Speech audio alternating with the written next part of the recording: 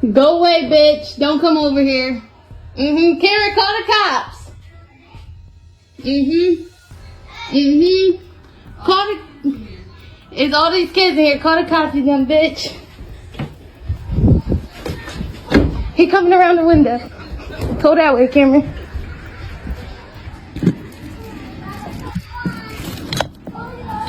Yeah, bitch, go away. Bye. Go away. Bye. Yep, bye. Bye. Keon out here.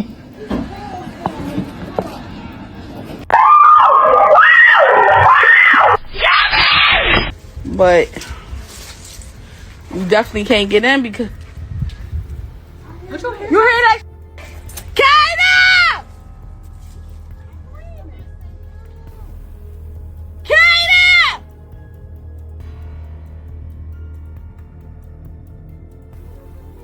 That shit just made me cry. Yes, my whole heart. You heard her scream, right? Yes. The she in here, like I said. I told you she the in here. You heard her scream. Y'all heard her scream, right? Yes. It sounded like she in the bottle. Oh my God. I ain't said they heard it on the other side. I heard a scream. Because it made my whole heart stop. Girl, that's why I've got tears coming out my fucking eyes right now. Kaida! She's screaming help. Oh, fuck that. I'm about to go find a lock. Bitch, this shit gotta get popped. I feel so guilty that I wasn't there to protect her. A tragic update in the disappearance of 23-year-old Kada Scott. A DNA test confirms the body found Saturday morning in East Germantown belongs to 23-year-old Kada Scott. October 4th, 2025. A 23-year-old nursing assistant finishes her shift at a senior care facility in Philadelphia. Her workplace is just 5 minutes from her front door, a short, familiar route she's traveled countless times. But on this night, Kada Scott never makes it home. For weeks leading up to her disappearance, Kada had confided in friends about something disturbing. An unknown person had been calling her repeatedly, harassing her, making her afraid. She'd shared her concerns with those close to her, expressing genuine fear about whoever was on the other end of those calls. Then, in the span of one evening, everything went silent. Her phone stopped responding. Her social media accounts went dark. Her Apple Watch, her iPad, every device that connected Kada to the world around her, ceased all activity at once. When her family realized she hadn't come home, panic set in. What followed was a 15-day search that gripped Philadelphia, a community desperate to bring Kada home safely. But on October 19th, that hope was shattered when authorities discovered her remains in a shallow grave behind an abandoned school in Germantown. The worst fears of her family and friends had been realized. This is the story of Kada Scott, a young woman whose life was stolen, whose warnings went unheeded until it was too late, and whose case reveals the deadly consequences when harassment and stalking are allowed to escalate. 21-year-old Keon King has an active protection from abuse order against him recently from a third young female in effect until 2027. That's in addition to the multiple kidnapping and related charges he's being held on $2.5 million bail on now in the disappearance of Kada Scott and the prior kidnapping case from earlier this year that was dismissed initially by the Philadelphia District Attorney's Office. It was refiled this week after King's arrest in the Kada Scott case. Karen, call the cops. Philadelphia police sources tell me this video, posted on social media and shared widely following King's arrest this week, is part of the evidence in the first kidnapping case, dismissed by the DA's office, showing him walk up to the victim's window. Keon out here. Law enforcement sources tell me King was also a suspect in a prior rape case involving yet another woman, adding more to their belief that King has a pattern of very bad behavior with women. Stay tuned as we reveal everything about this case. Drop a comment and let me know what you think about this story. Welcome to our channel. Make sure to hit the subscribe button. Like and share this video to help raise awareness and spread caution. Let's begin On Saturday, human remains were discovered, which investigators confirmed as Kata. Investigators had previously searched that vacant middle school, but returned after a tipster told them to go back. It's less than 3 miles from the senior living facility where Kata worked. And based on surveillance video, investigators say they believe she was killed shortly after leaving work the day she disappeared. At 23 years old, Kata represented the kind of young person every community needs more of. She'd recently graduated, achieving a milestone that marked the beginning of what should have been a bright future. Her goals weren't abstract dreams. They were concrete plans backed by action and determination.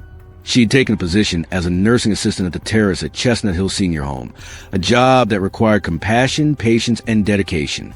This wasn't just employment for Kata. It was a stepping stone. She was working to support her continued education, building towards something greater, while making a difference in the lives of elderly residents who depended on her care. The location of her workplace made what happened even more heartbreaking. 5 minutes. That's all the distance that separated her job from her home. A drive so brief that getting lost would be nearly impossible. A route so familiar that she could navigate it without thought. Yet somewhere along that short stretch of road, between clocking out and arriving home, Kata was intercepted by someone who had been watching her, waiting for the right moment to strike. Her family knew her routine. They understood her commitment to both her work and her future. When she didn't return that night, they knew immediately that something had gone terribly wrong. Kata wasn't the type to disappear without explanation. She wasn't someone who would abandon her responsibilities or leave loved ones worried without cause. And they were right to be afraid, because while they waited for news, while they held on to hope, Kata was already gone, taken by someone whose obsession with her had turned deadly. This is day 12 of Kata not being with us. And as you know, each day the desperation grows. Kata's father on Good Day Philadelphia for the second straight morning, hoping to keep the public on alert for her, brought his 2 brothers with him, hoping to reach the person who may know King and may know what happened after police say she got into King's car. There's one person out there that is a good friend of his that, you know, has a heart. And you know, understands the severity of this and speaks up. Dad Kevin Scott wearing his daughter's name on his hooded sweatshirt over his heart, hoping someone watching with a good heart will hear him. Let my daughter go. Bring my daughter back home. She has loved ones, family, friends that all care about her. She has a bright head on the shoulders, a great future. You know, people make mistakes. If she's alive and breathing, you know, just get her back home, you know? We want her home. At the Criminal Justice Center, Steve Keeley, Fox 29 News. October 4th, 2025, began like any other workday for Kata Scott. She prepared for her night shift at the terrace at Chestnut Hill Senior Home, a job she'd been committed to since graduation. Her family saw her leave. Her co-workers expected her arrival. Everything appeared routine. But something happened during that shift, something that made Kata leave work early. She left the senior home and got into her car. That 5-minute drive home should have been uneventful. She'd made that trip dozens of times before without incident. Her family was waiting. Her bed was waiting. Safety was waiting just minutes away. But Kata never arrived, because Kian King was waiting too. Simultaneously, every digital connection Kata had to the outside world went dead. Her phone stopped transmitting. Her iPad ceased all activity. Her Apple Watch, which tracks location and health data, went offline. These weren't devices running out of battery at the same time by coincidence. This was King deliberately cutting off Kata's ability to communicate, call for help, or be tracked by anyone who might notice her missing. What happened next will be revealed through investigation, but the basic facts paint a horrifying picture. King had prepared for this. The day before Kata's abduction, October 3rd, a black 2008 Hyundai Accent had been stolen. This vehicle would become King's tool for kidnapping, a stolen car that couldn't be traced back to him, at least not immediately. King used the stolen Hyundai to intercept Kata. Whether he forced her off the road, approached her under some pretense, or physically grabbed her from her own vehicle, the result was the same.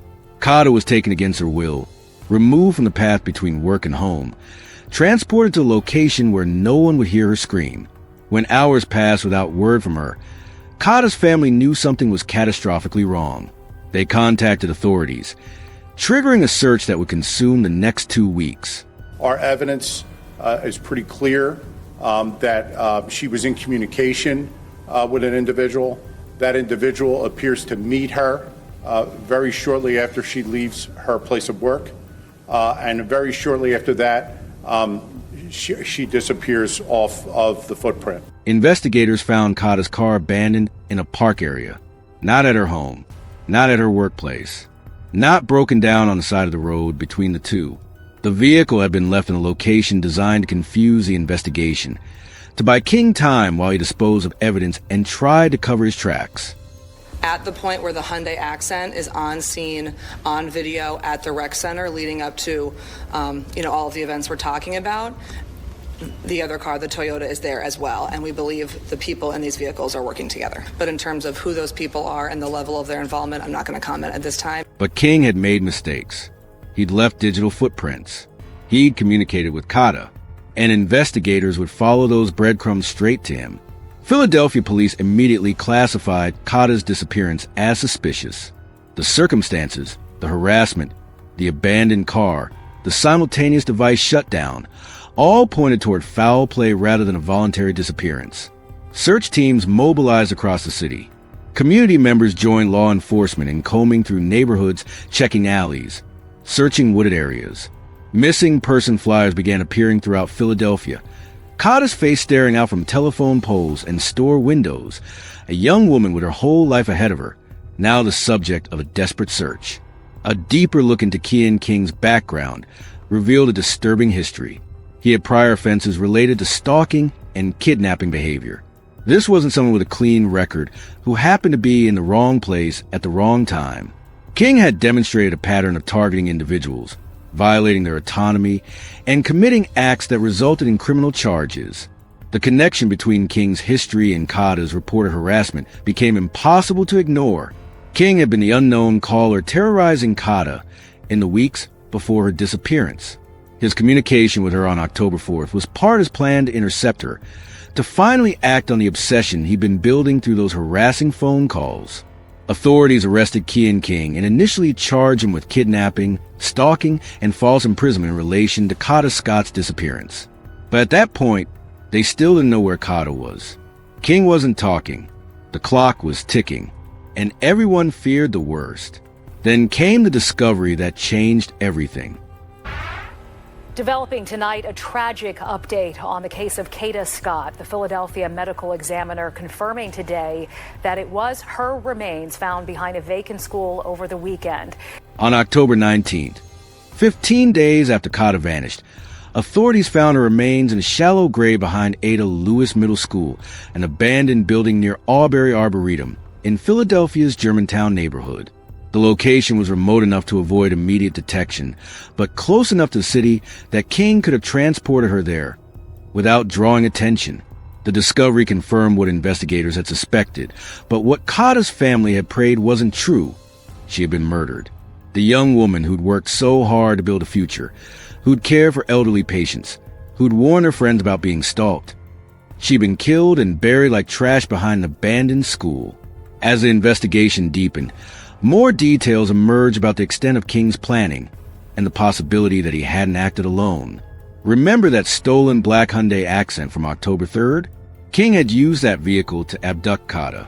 And on October 7th, 3 days after her murder, that car was deliberately set on fire to destroy evidence. The burned vehicle was then taken to a junkyard and compacted, an attempt to make sure no forensic evidence could connect King to the crime. It's something that is actively being investigated. Obviously, they knew each other to some extent. We believe in terms of maybe there was some cell phone communication, obviously. Investigators telling us tonight Kian King and Kada Scott had talked to each other before October 4th. That's the night they say King kidnapped the 23-year-old when she arrived for her overnight shift at a nursing home in Chestnut Hill. Investigative sources now saying they believe Scott was killed shortly after she vanished, maybe within 20 to 30 minutes. We will be proceeding with homicide charges when we can very precisely confirm everything we need for probable cause, and we will do so as quickly as we can once we have confirmed what we need to establish probable cause. We're now learning on October 3rd, the day before Scott disappeared, someone stole a car from Sprague Street near East Mount Airy. Investigators say that car would then stay at the recreation center next to the former middle school where they found Scott's body Saturday. That vehicle, according to police, was there for about a day and a half before being intentionally burned in an alley near 74th Avenue on October 7th. Today, we still saw broken glass and charred vehicle remains at the scene. Do you believe Mr. King stole that car, or did somebody else steal that car and he happened to just be in it? I don't want to comment about what I believe happened. All I can say at this point is what the evidence that we have. As for the other car found at a condo complex in East Falls last week, detectives say that vehicle was also at the recreation center the days after Scott went missing. At this point, we do have reason to believe that other people may have been involved after the fact, but in terms of who those people are and the level of their involvement, I'm not going to comment at this time. Today, the Scott family released a statement through the DA's office saying, in part, "Our hearts are broken beyond measure." Going on to add, Kata was deeply loved. Her light, kindness, and beautiful spirit will forever remain in our hearts. Kata Scott mattered. Her life matters. Additional charges followed King's initial arrest: arson, causing catastrophe, conspiracy, tampering with evidence. Each charge represented another piece of the prosecution's case, another nail in the coffin for King's defense. But most significantly, authorities revealed they believe at least one other person was involved in Kata's abduction and murder. Someone helped King. Someone knew what he'd done, and investigators are working to identify and charge that accomplice. King also had connections to a 1999 metallic gold Toyota Camry, another vehicle that authorities asked the public to help locate. Whether this car played a role in the surveillance of Kata before her abduction or was used in other aspects of King's criminal activity remains part of the ongoing investigation. The case against Kian King isn't just built on circumstantial evidence. His history of stalking, his communication with Kata on the night she died, the stolen vehicle used in her abduction, the burned and compacted car destroyed to hide evidence, the location of her body. All of it points to a young man who planned, executed, and tried to cover up the murder of a 23-year-old woman whose only crime was existing in his world. Provide you an update in terms of an individual that is currently in custody for his involvement in the disappearance of Ms. Scott. However, still a lot of work needs to be done. And so just want to make that very clear as to why we are here and the information that you will receive. Essentially letting you know how we have gotten here. But more so the public's help that we need right now. The public has been very, very helpful thus far in providing a lot of information, which the investigators have been able to track down a lot of the leads, which has helped us get to this point here. But as I said, a lot of work still to be done. The number one priority is locating Ms. Scott. I just want to make that very clear. And so while we are at this stage of this now, that's our priority. And so we will ask for your help in locating this vehicle, which you'll get a little more information. It's a 1999 metallic gold Toyota Camry with a Pennsylvania tag of MSX0797. But we need to know where this car is. We need to find this car. Making this very clear, it's not to just focus on the northwest section of the city of Philadelphia. This car has traversed through the entire city. And so I want that to be clear, that every neighborhood, every person listening to this, whether you're in North Philly, South Philly, Southwest, Northwest, please open your eyes and see if you locate this car or if you have seen this car. Please contact us and give us that information. The second part of this is the individual that Deputy Commissioner Venor will provide his information very shortly. Want folks to understand this person has a little bit of a pattern of this type of history. And so we want to encourage anyone that may have been involved with this individual, anyone that may know this individual, please, at this point in time, make that phone call. Feel comfortable enough to call us and let us know if you have any information regarding this person, regarding any interaction you've had with this individual. If you have been a victim of any crime regarding this individual, I want you to understand now is the time to make that phone call and let us know. Give us that information so that we can continue on.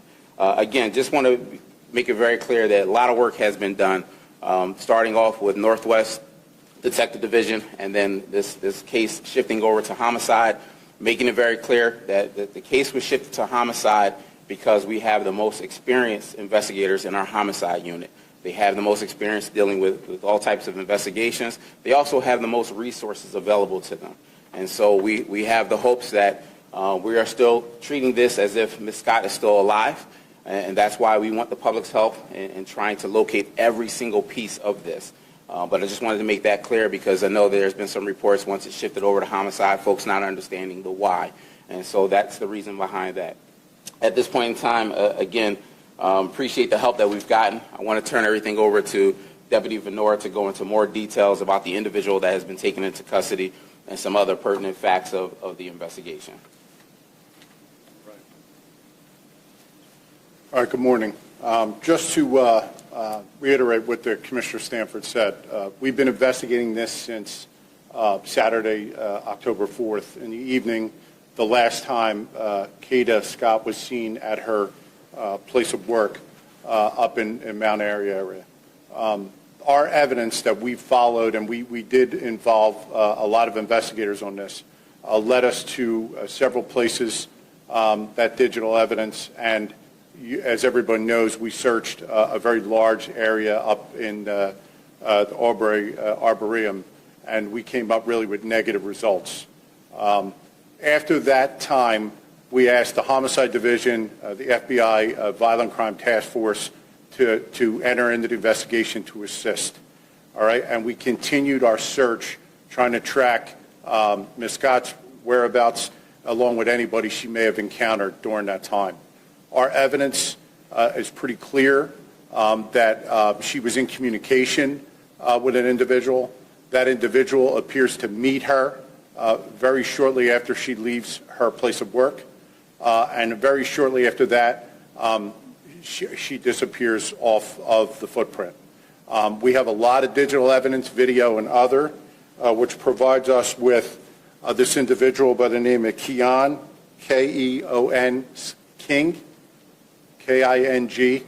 We believe this individual, and through our evidence, we were able to charge this individual. The district attorney was able to charge the individual. You'll hear from them shortly with kidnapping at this point. It's very important to know we're not done our investigation. We need to find Ms. Scott, figure out where she is, or what may have happened to her to cause her to completely disappear from all her items, her phone, her Instagram, social media sites, and everywhere else, work. She left her car at that location. So it's very important that this individual, who does have prior history of being arrested, especially for this very same thing, this year was charged with kidnapping another female acquaintance. That case was dismissed from court, and I'll explain it. It's going to be refiled now as we're going to move forward to attempt. So he's being really charged with 2 cases today of kidnapping, and in that case it involves assaults that occurred during the kidnapping. So this is a pattern of behavior. That vehicle that you've seen, the Toyota Camry, was his vehicle. All right, that vehicle's not recovered. All right, some of the stuff he did as we attempted to find him was he got rid of things like the car, the phone. We're not able to find things that he was using. He had an address in Southwest Philadelphia. He had other addresses that it looks like he's not using anymore. So he attempted to elude us for some time. He did come in last night. He's here being processed, but there's a lot of questions we still have. So we're asking the public's help. We need it more than ever. This car, you'll see a better picture of it. We sent it to you digitally. It's a gold-colored Camry, 1999. It has heavy front-end damage on the left front bumper. All right, that's being described that way several times. We know it's been in the Mount Airy area. We have photos of it in Center City. We have pictures of it in Grace Ferry area and in Southwest Philadelphia. So it's possible that it could be anywhere. It could be outside the city. So if somebody sees this, thinks they know where this car is, it's very possible it doesn't have this tag on it anymore. So if you see a car like it, we're urging you to call police, have it investigated. Any information on this, you can call our tip line, 215-686-TIPS, 8477, or the Homicide Division directly and give that information. All right, I'm going to turn things over to ADA Teslowski, who could speak a little more about the charges and potentially other charges that he's facing. Thank you. My name is Ashley Tazlowski. I am an assistant district attorney in the homicide unit. I became involved in this investigation last week when the investigation was turned over to the homicide unit. So I became the assigned ADA when detectives Rob Daly and Joe Kremen took over the case. The first thing I want to say is that PPD and our federal partners and Detective Daly and Detective Kremen have done an amazing job to get us where we are. Today I'm joined by Tracy Washington from our Victim Services Unit and also Bob Listenby, the first assistant of our office. What I can confirm is that our office, as of the early morning hours into the early morning hours this morning, did charge this individual with charges, the lead charge being kidnapping. You know, as we've said multiple times at this point, we do not know where Ms. Scott is. So at this point, our lead charge is kidnapping. What we're able to confirm and what I was able to charge based on is what we know, which has already been said, which is that this person, Mr. King, is the last person we believe to be in contact with her, and that he was in contact with her when she went offline, meaning her phone, everything. So at this point, the investigation has led us here, and we're able to charge him with kidnapping, recklessly endangering another person, use of a communication facility, meaning his phone. We were able to track his phone and communications on his phone. He's being processed as we speak. When I picked up this investigation, one of the things that our office also learned was that he did have a previous case. It was a 2025 case for very similar conduct, strangulation and kidnapping. That case had been withdrawn by our office based on the witness failing to appear at court. I pulled that file, and after an yesterday, he was served on that as a part of our conversation with him. Him being here and being processed on the new charges, he was served for that, so he will also be facing a preliminary hearing on that previous kidnapping case as well. So at this point, he will have 2 open kidnapping cases that will face preliminary hearings in the coming months.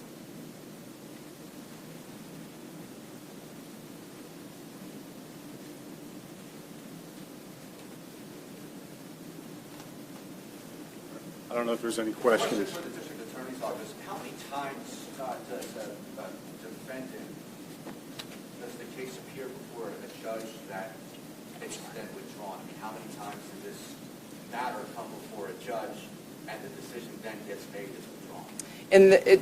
It depends. In this specific case, what I could tell you is that after the first listing, when the victim failed to appear, the case was marked what I'll call must be tried, which is a little bit of a court lingo, but basically saying if it's not tried by the next listing, it'll either be dismissed or withdrawn.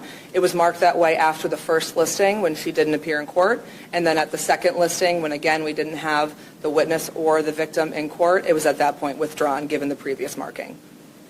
Do you have his date of birth? I do not, but I'm sure we can get that. Yeah, I'll get it. The video that was seen of the vehicle in the area of the hospital, we believe that's the vehicle that... This vehicle has been traveling all over the city. So we do believe this video is involved in what we're talking about, and we have it all over the city in concert with how he's moving as well. Yep, we have the date of birth for you. It is 5/6/2004. So 5/6/2004. Do you guys know how the two knew each other, how long it had been, and is this the specific individual that Kata had expressed concern about, specifically harassment? I'm not willing to comment on that at this time. That's still very much being investigated in terms of their relationship and how long they knew each other. So the significance of the car right now, the urgency, if you will, can you address why we believe people need to find this car? Sure, I can certainly comment on that, or if you want to. I mean, at this point, we believe he is connected to this vehicle. We also believe she may have been in that vehicle. As far as the other case, the kidnapping case, Yes. can you just explain some of the circumstances surrounding that case? Brief as you need. Sure. That case is an individual that was known to him, a domestic in nature. And what I can say is the allegations in that case are that he kidnapped a woman in front of her house, threw her in her car, assaulted her, and then eventually let her out of the car. There is some video evidence, I believe, that'll be played at the preliminary hearing, but that was domestic in nature. And do you have a time or about when that happened? It was this year in 2025. The case was withdrawn in May, so it predates that by a little bit. What was the last location of the pharmacy? I don't know if we have exactly the last location, but what I can say is through our investigation, it was tracked all over the city, in multiple areas of the city in multiple different time periods throughout, the entire length of this investigation. When police were at an address in Southwest Philadelphia last Thursday night, was that one of his addresses? It was one of the addresses connected to this investigation. Do you believe anyone else might be helping King or possibly driving that vehicle for him? In terms of other people being involved, I don't have comment on that at this time. It's still very much being investigated. There have been several phone numbers involved that we've been tracking, but all roads at this point lead to him, and so that's what we're hoping leads us to her. After she arrives at work at 10 o'clock, how big is the time window that she actually remains at work? Yeah. She's not there long at all. She gets there maybe just before 10, and right after she's out, maybe 20 minutes. That's what I'm told. Are they communicating at this point? We believe they are, yeah. Do you know how the two knew each other? I don't. I don't know their relationship. Obviously, they had a connection. They're going back and forth, and they've known each other for a short time, but I don't know how long. Do you know if she was willingly meeting him? Or... I don't know. I don't know yet. Shortly after, Kata Scott's body was found on October 19, 2025, buried in a shallow grave behind an abandoned school in Germantown. 15 days of desperate searching ended with the worst possible outcome. A young woman murdered, her future stolen, her family's worst nightmare confirmed. Kian King sits in custody facing multiple charges: kidnapping, stalking, false imprisonment, arson, causing catastrophe, conspiracy, and tamper with evidence. The legal process will unfold over the coming months as prosecutors build their case, and King's defense team attempts to counter the mountain of evidence against him. But regardless of how the trial proceeds, one fact remains unchanged. Kata Scott is dead, and Kian King is responsible. Authorities continue investigating the identity of King's accomplice or accomplices. Someone helped him. Someone knew what he'd done. And that person needs to be identified, arrested, and held accountable. If you have any information about who might have assisted Kian King, contact Philadelphia police immediately. Coming forward now could mean the difference between prosecution and escape for someone who participated in Kata's murder. The case also serves as a reminder that justice and closure aren't the same thing. King's arrest and eventual conviction won't bring Kata back. It won't heal her family's grief or erase the trauma of those 15 days when they didn't know if she was alive or dead. It won't restore the years of life that were stolen from her or fulfill the potential she carried. But accountability matters. Ensuring that King spend the rest of his life behind bars matters. Making sure his accomplices face consequences matters. Using Kata's story to educate others about stalking and harassment matters. Creating change in how we protect potential victims matters. Hit that subscribe button to stay updated on Kian King's prosecution and trial. As the case moves through the legal system, we'll continue covering developments like this video to help spread awareness about stalking, harassment, and the deadly consequences when these behaviors aren't taken seriously. The algorithm can push this story to people who need to hear it, who might recognize warning signs in their own lives or the lives of people they care about. Kata Scott was 23 years old. She was a nursing assistant working to support her education. She was someone's daughter, someone's friend, someone's co-worker. She had dreams that will never be realized, goals that will never be achieved, years of life that were stolen from her by a man who decided his obsession mattered more than her existence. She warned people she was being harassed and stalked. She did everything she could to protect herself. And it wasn't enough, not because Kata failed, but because the systems meant to protect people like her failed first. Remember her name. Remember her story. And the next time someone tells you they're being stalked, they're receiving harassing calls, they're afraid of someone who won't leave them alone. Believe them. Help them. Because the difference between someone who survives and someone who becomes another true crime story can be as simple as taking their fears seriously before it's too late. Rest in peace, Kata Scott. Your life mattered. Your dreams mattered. And your story will help protect others from suffering the same fate. Thank you for being part of this community, where we believe every victim deserves justice, and every story deserves to be told with the dignity and respect it requires. If you have any information about Kata Scott's murder or Kian King's accomplices, Contact the Philadelphia Police Department immediately